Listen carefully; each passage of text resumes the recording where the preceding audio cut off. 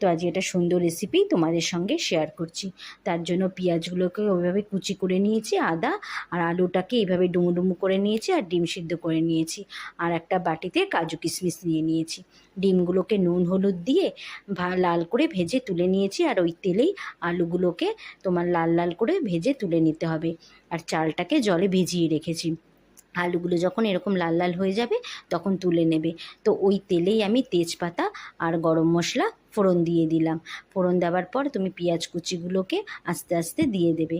পেঁয়াজগুলো যখন তোমার লাল লাল এইভাবে ভাজা হয়ে যাবে তখন তার মধ্যে তুমি আদার পেস্ট অ্যাড করবে, আর একটু নুন দিয়ে নেবে, আর তার সাথে কাজু কিশমিশের যেটা রেখেছিলে সেটা দিয়ে হালকা করে ফ্রাই করে নেবে, আর একটু চিনিয়ে দিয়ে দেবে লাস্টে।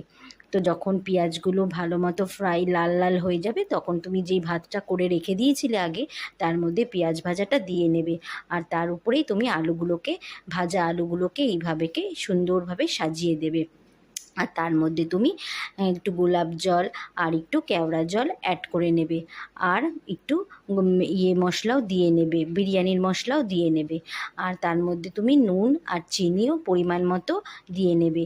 এটাকে তোমরা ডিম ভাতও বলতে পারো, আবার ডিমের বিরিয়ানিও বলতে পারো, কিন্তু এটা চটজলদি হয়েও যায়।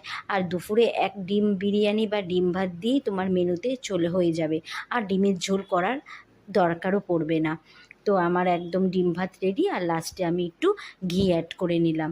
দেখো এরকমভাবে ডিম ভাত একদম আমার রেডি হয়ে গেল। ডিমগুলোকে এইভাবে সাজিয়ে দেবে, আর দেখতে কেমন